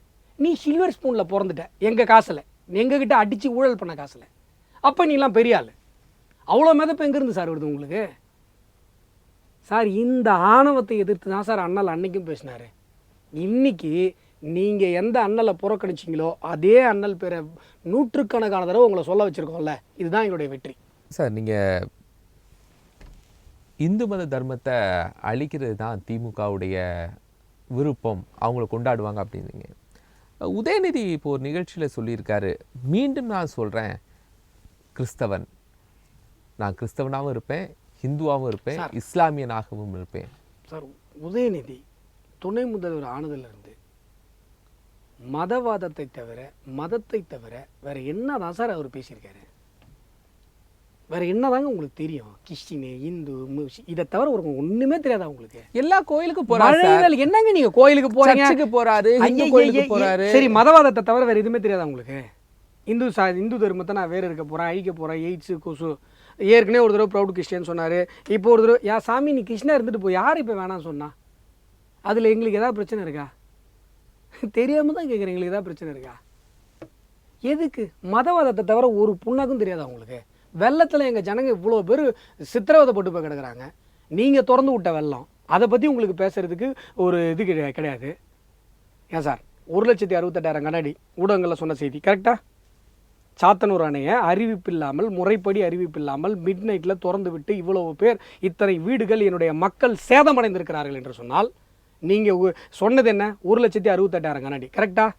நேற்று ஒரு 3 நாளைக்கு முன்னாடி ஏவாவேலு ப்ரெஸ் மீட்டில் சொல்கிறார், பாலம் தண்டராப்பட்டில் பாலம் அடிச்சுட்டு போயிடுச்சுல்ல, அதுக்கு சொல்கிறார் 2,25,000 கண்ணாடி தண்ணி வந்தால் பாலம் அடிச்சுட்டு போவாதான்னு கேட்குறாரு. அப்போ திறந்து விட்டது 2,25,000 கண்ணாடி தண்ணி. எதுக்கு ஊடகத்தில் 1,68,000 சொன்னீங்க? புளிகிருக்கீங்க, பொய் சொல்லியிருக்கீங்க, மக்களை ஏமாத்திருக்கீங்க. தப்பு இல்லையா சார்? இதை பற்றிலாம் பேசினா மதம், கிறிஸ்டினே, முஸ்லீம், என்ன மனுஷங்க நீங்கள்லாம்? மதவாதத்தை தவிர ஒரு புண்ணாக்கும் தெரியாதுல்ல உங்களுக்கு? இந்த ஒரு பக்கம் இந்த சார் உதயநிதியோட ஸ்டேட்மெண்ட்டை ஞாபகப்படுத்துங்க சார். சார் ரீகால் பண்ணுங்கள் சார். அவர் துணை முதல்வர் ஆனதுலேருந்து உதயநிதி என்னென்னலாம் பேசினார்? சனாதனத்தை அழிப்போம், கொசு, எய்ட்ஸு, மன்னிப்பு கேட்க மாட்டேன், சனாதனத்தை அழிக்கிறது என் நோக்கம், கிறிஸ்டின்னு, முஸ்லீமு. மக்களை கவனிங்க சார். சார் வெள்ளம் வந்து நாங்களாம் நாசமாயிட்டு இருக்கோம், அதை பார்க்க மாட்டேன். இல்லை, களத்துக்கெல்லாம் போனாரு சார். களத்துக்கு எங்கே சார் போனார்? ஒரே ஒரு ஊருக்கு போனார், அங்கேயும் வெட்டி விட்டாங்க சார். என்ன சார் நீங்கள் களத்துக்கு அவருடைய ஸ்டேட்மெண்ட் உங்களுக்கு வேறு ஏதாவது ஞாபகம் இருந்தால் சொல்லுங்கள் சார். துணை முதல்வர் ஆனதுக்கப்புறம் மதத்தை தவிர எதுவுமே பேச தெரியாதா உங்களுக்கு? உதயநிதியை பார்த்து நான் நேரடியாக கேட்குறேன், மதத்தை தவிர உங்களுக்கு வேறு ஒன்றுமே தெரியாதா? மக்களை பற்றி என்னைக்கு யோசிப்பீங்க நீங்கள்? சார் திருப்பூரில் உள்ள பூந்து 3 பேரை கொண்டு போகிறான் சார். எதுக்கு கொண்டா நீ போகிறீங்க கண்டுபிடிக்க முடியல சார். ரோட்டில் நடக்க முடியல சார். ரயில்வே ஸ்டேஷனில் உட்காந்துருக்கவங்க சார், ரயில்வே ஸ்டேஷனில் ட்ரெயினுக்கு உட்காந்துருக்கவங்க கட்டையில் அடிச்சுட்டு போகிறான் சார், சும்மா போதையில். தமிழ்நாட்டில் எங்கேயுமே பாதுகாப்பு இல்லை சார். ரோட்டில், வீட்டில், பஸ் ஸ்டாண்டில், கோர்ட்டில், போலீஸ் ஸ்டேஷனில் எங்கேயுமே பாதுகாப்பு இல்லை சார். கோர்ட்டில் பூந்து வைக்கல வெட்டுறான் சார், ஹாஸ்பிட்டலில் பூந்து டாக்டரை வெட்டுறான் சார். இன்றைக்கி பேங்க்குள்ளே போய் 2 பேர் வெட்டிட்டு இது ஆகிருக்காங்க சார். எங்கே சார் பாதுகாப்பு இருக்குது? இதை பற்றிலாம் நீங்கள் கவலையப்பட மாட்டீங்கல்ல? ஆனால் எல்லாருக்கும் விசாரணை பண்ணுறோம். இந்த நேரத்தில் தமிழ்நாடு இந்த அளவு மோசமான ஒரு பாதிப்பில் இருக்குது. இப்போ போய் நான் கிறிஸ்டின்னு, ரொம்ப முக்கியமான கிறிஸ்டினுங்கிறது இப்போ எங்களுக்கு தேவையா? இருந்துட்டு போகலாம் சார். கிறிஸ்டினாக இருங்க, முஸ்லீமாக இருங்க, இல்லை வேறு ஏதாவது ஊர் பேர் தெரியாது ஏதாவது என்னவா இருந்துட்டு போங்க சார். எங்களுக்கு தயவு செஞ்சு மக்களை காப்பாற்றுங்க சார். நீங்கள் எந்த மதமாக இருந்தாலும் சந்தோஷம் சார், நல்லபடியாக சாமி கும்பிடுங்க சார். நீங்கள் சொன்னதெல்லாம் டைவர்ட் பண்ணுறதுக்கு தான் அங்கே போய் கிறிஸ்டின்னு சொல்கிறாரு. அவருக்கு வேறு எதுவும் தெரில சார், சத்தியமாக தெரில. நீங்கள் ரியாக்ஷன் கொடுக்குறதெல்லாம் ஒரு யூஸும் இல்லை. நீங்கள் அவர் வேறு ஏதாவது உருப்படியாக பேசினாருன்னா நீங்கள் சொல்லுங்கள். மதத்தை தவிர, மதவாதத்தை தவிர உதயநிதி வேறு எதுவும் பேசினாரா சொல்லுங்கள், நான் ஏற்றுக்கிறேன். நீங்கள் சொல்லுங்கள், நல்லா யோசிச்சு சொல்லுங்கள். 10 நிமிஷம் டைம் எடுத்துக்கோங்க. உதயநிதினா உங்களுக்கு என்ன ஞாபகம் வரும்? சனாதனத்தை அழிப்போன்னு பேசினார், நான் ஒரு கிறிஸ்டியன்னு பேசினார். நீங்கள் கிறிஸ்தவ பெருமகனாக இருங்களா சார், நாங்கள் சந்தோஷப்படுறோமே சார். நாங்கள் என்ன சார் உங்களை மாதிரி நாங்கள் என்ன மதவெறி பிடிச்சி போய் அலையிறோம்? அப்துல் கலாம் யார் சார் ஜனாதிபதி ஆக்குனது? உங்களை மாதிரி நாங்கள் மதமாக சார் பார்க்குறோம்? எங்களுக்கு எல்லாரும் சமம் சார், நாங்கள் மனிதவாதம் பேசுகிறவங்க. நீங்கள் மதவெறி பிடிச்சி போய் அலையிறீங்க, எப்போ பாரு மதம் மதம் மதம் மதம் மதம். வேறு என்ன தான் உங்களுக்கு தெரியும் சொல்லுங்களேன்? ஒன்று சினிமா தெரியும், சினிமா எடுக்க தெரியும், மிரட்டி ரிலீஸ் பண்ண தெரியும், இல்லைனா மதவாதம். வேறு ஏதாவது தெரிஞ்சால் சொல்லுங்கள், நான் பாராட்டுறேன். அவர் பாஜக மதம்ங்கிறத எடுக்கிறாங்க. அதனால் நாங்கள் வந்து இப்போ மழை வெள்ளத்துக்கு போய் அஸ்வத்தாமம் ஊராக போய் என்னால் முடிஞ்சதை செஞ்சு மக்களை பார்த்தது மதவாதமா? 2 ஊரை தத்தெடுத்துருக்கேன், அது மதவாதமா? இல்லை இவ்வளோ நேரம் பேசுனேன் ஏதாவது மதவாதமா? நாங்கள் மனிதவாதம் பேசுகிறோம் சார், மக்களுக்காக பேசுகிறோம் சார், இந்த தேசத்துடைய சொந்த கருத்தியில் பேசுகிறோம் சார். நீங்கள் தான் சார் எப்போ பாரு மதம் மதம் மதம் மதம்ன்றீங்க. உங்களுடைய அரசியல் என்ன? இந்து தர்மத்தை அழிக்கணும். உங்கள் முன்னோர்கள் என்ன சொன்னாங்க? ஸ்ரீரங்கம் ரங்கநாதரையும் தில்லை நடராஜரையும் பீரங்கியின் வாய் கொண்டு பிளக்கும் நாள் என்னாலோ அந்நாளே பொன்னாள். இந்த 2 கோயிலையும் பீரங்கி வாய் வச்சு பொழந்துட்டிங்கன்னா தமிழன் உருப்பிட்டுருவான். இதான் உங்கள் தத்துவம். இதெல்லாம் ஒரு தத்துவமாங்க? இதுக்கு பேர் மதவாதம் இல்லையாங்க? ஒரு மதத்தை அழிப்பேன், அதுதான் என் அரசியல் நோக்கம், மதவாதம் இல்லை. ஒருத்தன் 58 பேரை கொன்று தூக்கு தண்டனை கூட கொடுக்கப்படாமல் ஆயுள் தண்டனை கொடுத்து வயசாகி ஒருத்தர் செத்து போயிட்டாரு, தீவிரவாதி, கொண்டாடுவீங்க. உங்களை விட மோசமான மதவாதிகள் உலகத்தில் எங்கே சார் இருக்காங்க? காட்டுங்க சார். செத்து போன குடும்பம்லாம் உங்களை மன்னிக்குமா? நீங்கள் பண்ணுறதெல்லாம் நியாயமா? நீங்கள் வந்து சனாதனத்தை அழிக்கிறதுக்கு இன்னும் பாஷாக்கள் பிறந்து வருவாங்கன்னா மறுபடியும் குண்டு வச்சு மறுபடியும் கொள்ளுவாங்களா? குண்டு வெடிப்பில் உங்கள் குடும்பத்தில் யாராவது செத்துருந்தா அப்படி பேசுவீங்களா? நீங்களாம் மனுஷங்க தானா? என்னைக்கு நீங்கள் மனிதவாதம் பேசுவீங்க? என்னைக்கு மதவாதத்துலேருந்து வெளில வருவீங்க? கேரளாவில் உள்ள கழிவுகள், மருத்துவ கழிவுலாம் தமிழ்நாட்டில் கூட்டப்படுது அப்படின்னு, இல்லை நான் வண்டி எடுத்துகிட்டு போய் திரும்ப கொட்டிடுவேன் அப்படின்னு அண்ணாமலை சொல்கிறாரு. அரசு நீங்கள் சொல்கிறீங்க, அரசு நடவடிக்கை எடுக்க போகுது. அது எத்தனை வருஷம் சார் எடுப்பீங்க? இப்போ தான் சார் தகவல் வந்து ஒரு 1000 போய் ஏதாவது சொல்கிற போகிறீங்க. எத்தனை நாளாக கூட்டிகிட்டு இருக்கிறான் அவன்? என்னைக்கு எண்ணெயிலேருந்து இந்த இஷ்யூ நடந்துகிட்டு இருக்கு? டங்ஸ்டன் மேஷன் மேட்டருக்கு பேசும்போதே நான் சொன்னேன் சார், இங்கேருந்து ஜல்லியை கேரளாவுக்கு எடுத்துகிட்டு போகிறாங்க, அங்கேருந்து கொண்டு வந்து இங்கே குப்பையை கொட்டு போகிறாங்க. இது தொடர்ந்து நடக்கிற விஷயம் சார். காங்கிரஸ் பீரியடில் எப்படி கடல் எல்லையில் தமிழக மீனவர்கள் சுட்டுக் கொல்லப்படுவாங்களோ அது மாதிரி தொடர்ந்து நடந்துகிட்டு இருக்கிற விஷயம் சார். இது டெய்லி நடக்குது சார். டெய்லி கொண்டு வந்து குப்பையை கொட்டு போகிறாங்க சார்.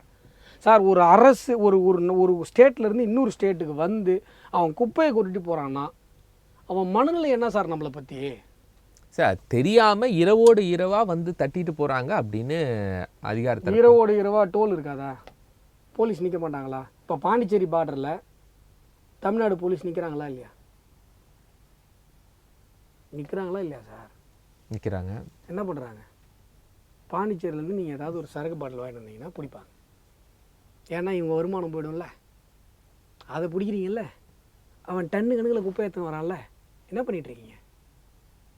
என்ன சார் பண்ணிகிட்ருக்கீங்க? அது ரெகுலராக கொண்டு வராங்களா? ஏதோ ஒரு தவறுதலாக டெய்லி கொண்டு கொட்டுறாங்க சார்.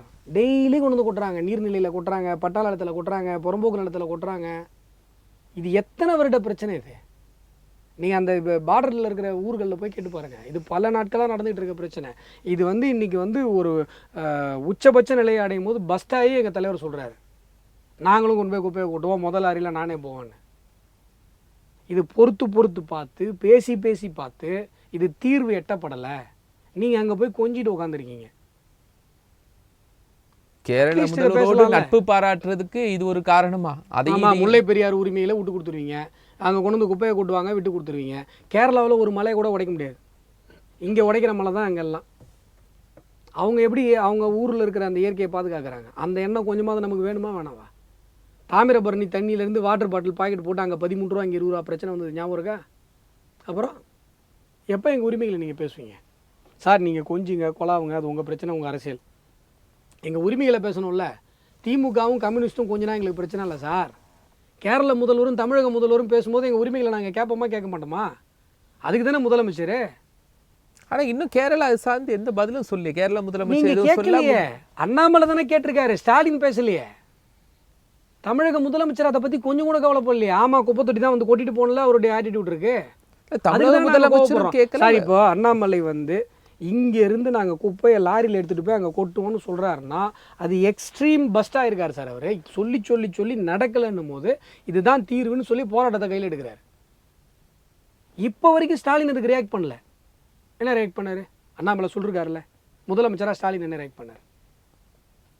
ஒரு முதலமைச்சர், ஒரு பொறுப்பான முதலமைச்சர் இந்நேரம் பினராயி விஜயனுக்கு அவர்களுக்கு ஒரு லெட்டராவது எழுதியிருக்கணும்ல, இந்த மாதிரி குப்பையை கொட்டுறாங்க, உங்கள் பார்டர்லேயே தடுத்து நிப்பாட்டுங்க, இது ரொம்ப தவறான ஒரு விஷயம், மருத்துவ கழிவுகள் கொட்டப்படுகிறது, அது ரொம்ப ஹசார்டஸான ஒரு விஷயம். அதிகாரிகள் மட்டத்தில் அது பேசப்படுது இல்லை? அதிகாரிகள் மட்டத்தில் என்ன நடவடிக்கை எடுக்கணுமோ அந்த நடவடிக்கை. எதிர்கட்சி சார், நான் என்ன சொல்கிறேன், ஒரு கட்சியினுடைய மாநில தலைவராக இந்த இஷ்யூ இவ்வளவு பெரிய இஷ்யூவாக பேசப்பட்டதற்கு பின்பும் கூட அங்கே இருக்கிற மக்கள் தொடர்ச்சியாக இதற்காக போராடி கொண்டிருக்கும் போது அப்போதும் கூட இதை நாங்கள் அதிகாரிகள் மட்டத்திலே நாங்கள் பேசிப்போம் அப்படின்னு சொன்னால் முதலமைச்சர் எதுக்கு வர்றது? ஹசார்டஸ், அது கேன்சருக்கு ட்ரீட் பண்ணுது, மருத்துவ கழிவுகள், இந்த மாதிரி பல என்ன சொல்கிறது உடலுக்கு மிகப்பெரிய தீங்குகளை விளைவிக்கக்கூடிய விஷயங்கள் அங்கே உள்ள வருது. எத்தனை பேருக்கு அதில் வியாதிகள் போகிறோமோ. மருத்துவ கழிவுகளை அப்புறப்படுத்துறதுக்குன்னு தனியாக முறைகள் இருக்குது, தெரியும் இல்லைங்களா? நீங்கள் அப்படியே ஒரு நோயாளிக்கு போட்ட சிரஞ்சை கொண்டு வந்து அப்படியே குப்பையில் போட்டுறக்கூடாது. நம்ம தனியார் நிறுவனத்திட்ட அதை கொடுத்து அவங்க கிலோ வெயிட் பண்ணி. சார் ஒரு மோசமான ஒரு வியாதி சார். அந்த வியாதியுடைய நோயாளிக்கு நம்ம போட்ட ஊசி, அந்த ஊசி எடுத்துகிட்டு போய் நீங்கள் அப்படியே குப்பையில் போடுறீங்க. அந்த ஊசி மேலே ஒரு நாய் வந்து படுகுது. அந்த நாயை அந்த கிருமி அப்படியே கேரி பண்ணிட்டு போய் ஊரெல்லாம் பரப்புது. என்ன ஆகும்? இல்லை, அது தூய்மை பணியாளர்களுடைய நிலைமை என்ன? நீங்கள் மாட்டுக்கு வந்து அந்த பிளட்டு ஸ்டைன்ஸு வேஸ்ட்டு எல்லாத்தையும் அப்படியே போடுறீங்க. அதை ஒருத்தர் கை வச்சு இங்கே தமிழகத்தில் அல்லணும். ஆக்சுவலாக அது டிஸ்போஸ் பண்ணுறது கூட அந்த ஸ்ட்ரிஞ்சஸ் எல்லாத்தையுமே ஒரு சொல்யூஷனில் போட்டு அதுக்கப்புறம் தான் அதுக்கு தனியாக ப்ரொசீஜர் இருக்குது. மெடிக்கல் வேஸ்ட்டை வந்து ஹேண்டில் பண்ணுறதுக்கு தனியாக உங்களுக்கு கைட்லைன்ஸ் அப்புறம் தான் அந்த ஹாஸ்பிட்டலுக்கே ஹாஸ்பிட்டல்லே 4 கலரில் குப்பை தொட்டி வச்சுருப்பாங்க. நீங்கள் பார்த்தீங்கன்னா நல்ல ஹாஸ்பிட்டலாக இருந்தால் அது ஒன்றையும் கரெக்டாக போய் டிஸ்போஸ் பண்ணணும். நீங்கள் ஜஸ்ட் லைக் தட்லாம் போட்டுறக்கூடாது. ரொம்ப கேர்ஃபுல்லாக ஹேண்டில். இவ்வளோ சீரியஸான மேட்டரில் முதலமைச்சர் ரொம்ப சாதாரணமாக அதிகாரிகள் நடவடிக்கை எடுப்பாங்க. டெஸ்பைட் எங்கள் தலைவர் இவ்வளோ சீரியஸான இது சார், இது ரொம்ப சீரியஸான இருக்கே சார். ஒரு அரசியல் தலைவர் நான் வந்து லாரியில் இத்தனை பேரை கூப்பிட்டு போய் நான் வந்து குப்பையை அங்கே கொட்டுவேன்னு சொல்கிறது it is not a small thing. அவர் வந்து எக்ஸ்ட்ரீம் போய் இதுக்கு மேலே நம்ம இதை பொறுக்க முடியாது, சகிக்க முடியாதுங்கிற ஒரு சூழ்நிலை தான் அந்த ஒரு அறிக்கை விடுறாரு. ஆனால் இப்போ கூட நீங்கள் ரியாக்ட் பண்ண மாட்டீங்க. அப்போ நீங்கள் மக்களை என்ன சார் நினச்சிக்கிட்டு இருக்கீங்க சார்? அங்கே போய் கொஞ்சிக்கிட்டு இருந்தீங்கல்ல சார். 6 நாளோ 10 நாளோ இருந்தவருக்கு நாராயணகுருக்கே அவ்வளோ பெரிய நினைவாலயம் இல்லை வைக்கத்தில். அவர் தான் அந்த வைக்கம் போராட்டத்தை நடத்தினவர். இவர் காங்கிரஸ் லீடராக இருந்ததுனால போனார், இல்லைன்னா போயிருக்க மாட்டார். அதுவும் தமிழ்நாட்டில் தானே 8.5 கோடி ரூபாய் செலவு பண்ணி சொல்லுவாங்கல்ல சார். அஸ் ஏ காங்கிரஸ் பிரசிடெண்ட்டாக தான் ஈவே ராமசாமி ஒரு வாரம் அங்கே போனார். 1 வாரமோ 2 வாரமோ போனாரே ஒழிய இண்டிவிஜுவல் ஈவே ராமசாமியா போல வைக்கம் போறாரு. அப்புறம் சிறைச்சாலையில் நிறைய நாள் இருந்தாங்க. அதுவும் காங்கிரஸ் பிரசிடென்ட் போய் தானே ஆகணும் நீங்கள். சரி, அதுக்கப்புறம் நீங்கள் காங்கிரஸ்லேருந்து வெளில வந்ததுக்கப்புறம் தமிழ்நாட்டில் அவ்வளோ ஆலய நுழைவு போராட்டம் நடந்தது. ஏன் சார் போகல? வைக்கத்துக்கு மட்டும்தான் லொக்கேஷன் தெரியுமா? மதுரையில் ஆலய நுழைவு போராட்டம் தெரிஞ்ச லொக்கேஷன் மறந்துட்டிங்களா? இல்லை கூகுளில் லொக்கேஷன் காட்டலையா? இல்லை ஓலா ஆட்டோ வரலையா? கேரளாவுக்கு மட்டும்தான் வந்ததா? என்ன சார் இவங்க காசுல அங்கே வைக்க? காங்கிரஸினுடைய தலைவராக இருந்தீங்க, காங்கிரஸினுடைய கொள்கை எது, காந்தி உட்பட எல்லாரும் கலந்துக்கிட்டாங்க, நீங்கள் போய் ஆகணும், அதனால் போனீங்க. அதற்கு பிறகு உங்களுடைய தத்துவம் திராவிடம் உண்மையான சமூக நீதி சமத்துவத்திற்கு இடம் கொடுக்கவில்லை. அதனால தான் கீழ்வெண்மணிக்கு கூட நீங்கள் ஆதரவு கொடுக்கல. கீழ்வெண்மணிக்கு ஈவே ராமசாமியுடைய ஆதரவு யாருக்கு தெரியுமா? எரிச்சு கொண்ட முதலாளிகளுக்கு. வாங்குற கூலியை வாங்கிட்டு பேசாமல் இருந்திருந்தால் ஏன் உங்களுக்கு இந்த நிலைமைங்கிறது தான் ஈவே ராமசாமியோட ஸ்டாண்டு. தமிழகத்தில் நடந்த எந்த ஆலய நுழைவு போராட்டத்திற்கும் அவர் போல. வைக்கத்துக்கு போனது காங்கிரஸ் பிரசிடெண்ட்டாக போனார், திராவிடர் கழகத்தினுடைய தலைவராக போல, ஜஸ்டிஸ் பார்ட்டியாக அவர் போல. உங்களுடைய சித்தாந்தம், உங்களுடைய தத்துவம் சமத்துவம் என்கிற பெயரில் மதத்தை, ஒரு குறிப்பிட்ட இந்து தர்மத்தை அழிக்க வேண்டும் என்பதுதான் உங்களுடைய தத்துவமே தவிர உண்மையான சமத்துவத்திற்கு உங்களுடைய தத்துவத்தில் இடம் கிடையாது. சமத்துவ பாகுபாடுகள் இருக்கிற வரைக்கும் தான் இந்து தர்மத்தை குறை சொல்ல முடியும். அதனால் சமத்துவ பாகுபாடுகள் இங்கு தொடர்ந்து கொண்டே இருக்க வேண்டும் என்பது திராவிடத்தினுடைய நிலைப்பாடு. திராவிடத்துடைய நோக்கம் சமத்துவத்தை ஏற்படுத்துவது அல்ல, இந்து தர்மத்தை அழிப்பது. இந்துத்துவவாதிகள், இந்து தர்மவாதிகளுடைய நோக்கம் உண்மையான சமத்துவத்தை ஏற்படுத்துவது. இங்கே சமத்துவம் இருக்கக்கூடாதுன்னு நினைக்கிறவன் பேர் இந்துத்துவவாதி. ஏன்னா அந்த சமத்துவமற்ற தன்மை இந்து தர்மத்தினுடைய ஒரு தீங்கு, அது களைய பண்ணணும்னு ஒரு இந்திய இந்துத்துவவாதி நினைக்கிறான். ஆனால் ஒரு திராவிட தத்துவத்தை சார்ந்தவன் என்ன நினைக்கிறான்னா, இந்து தர்மத்தை அழிக்க வேண்டும் என்று சொன்னால் சமத்துவமற்ற தன்மை நீடிக்க வேண்டும். சமத்துவமற்ற தன்மை நீடித்தால் தான் குறை சொல்லி இவங்களெல்லாம் மதம் மாற்ற முடியும், இல்லை வேற ஏதாவது சொல்லி அழிக்க முடியும்னு இவன் நினைக்கிறான். நீங்கள் அதனால தான் இவங்க ஆரம்பத்திலிருந்து ஆலய நுழைவு போராட்டத்துக்கு யார் சப்போர்ட் பண்ணியிருப்பா? இந்திய தத்துவவாதிகள், இந்துத்துவவாதிகள், இந்து தர்மத்தில் பயணிக்கிற பசுமன் முத்துராமலிங்க தேவர், ராஜாஜி, வைத்தியநாத ஐயர் தான் ஆலய நுழைவு போராட்டத்தை நடத்தினாங்க. திராவிடத்தில் இருந்தவங்களாம் எங்கே போனாங்க அப்போ? ஏன்னா ஆலய நுழைவு போராட்டம் நடந்து சமத்துவம் ஏற்பட்டால் இவங்களுடைய அஜெண்டா வேலைக்கு நடக்காது. இன்றைக்கி வந்து இளையராஜா என்கிற ஒரு மகத்தான மனிதர் ஜீயர் அப்படியே கட்டி தழுவி தழுவி உள்ளே கூட்டு போகிறார், பரிவட்டம் கட்டுறாரு, மாலை போடுறாரு. தாங்க முடியல திராவிடத்தால், வயிறு எரிஞ்சுது, அப்படியே புழுவுறாங்க. அப்படியே ஒரு 4 சேனல் அப்படியே புழுவுது. சார் கோயிலை விட்டு தோத்திட்டாங்க சார், இது உள்ள அனுமதிக்கல சார். எப்படி பரிவட்டம் கட்டி மாலை போட்டு ராஜாவை ராஜா மாதிரி அனுப்புகிறாங்க. தாங்க முடியல உங்களால். எங்களுக்கு அது மன மகிழ்ச்சியாக இருக்குது. எங்களுடைய தத்துவத்தின் வெற்றியாக அதை நாங்கள் பார்க்குறோம். ஜீயரும் இளையராஜா அவர்களும் அப்படியே இதில் சாதாரணமாக ஒரு சேர உட்காந்துருக்கிற அந்த இயல்பு தன்மையை தான் நாங்கள் விரும்புகிறோம். அது உங்களுக்கு வைத்தறிச்சல் ஏற்படுத்துது. ஏதாவது கிடைக்காதா, ஏதாவது நடக்காதா, எதையாவது பண்ணிடலாமா? நாங்கள் சமத்துவத்தை ஏற்படுத்தி கொண்டே இருக்கிறோம். அன்னையிலேருந்து இன்னி வரைக்கும் சவர்கர் பட்டியல் சமூக பெருமக்களுக்கு பூணூல் போட்டதுலேருந்து நாங்கள் வந்து ஆர்எஸ்எஸ் கேம்பில் ஒரே தட்டில் எல்லாரும் 1925 சாதிச்சு காட்டினோம் சார். இன்றைக்கி அது பெரிய விஷயம் இல்லை. 25 யோசிச்சு பாருங்கள், அனைத்து சமூகத்தை சார்ந்தவர்களும் தட்டை கழுவி வைப்பாங்க, திருப்பி யார் சாப்பிட்ட தட்டு என்னன்னு தெரியாது, சாப்பிடுவாங்க. ஒரே இடத்துல ஒரே நாள் ஒரே ஹாலில் பாய போட்டு படுப்பாங்க, ஒன்றா தங்குவாங்க. இது எப்படி சாத்தியமாச்சு சார்? வார்த்தையில் இல்லை சார், வாழ்க்கையில் சாதிச்சுட்டு இருக்கோம் சார், செயலில் காட்டிகிட்டு இருக்கோம் சார் சமத்துவத்தை. நிறைய தகவலை பகிர்ந்து கொண்டிருக்கீங்க அஸ்வத்தாமன் சார், ரொம்ப நன்றி. நேர்களை மற்றும் ஒரு நிகழ்ச்சியில் நம்ம சந்திக்கலாம். நன்றி.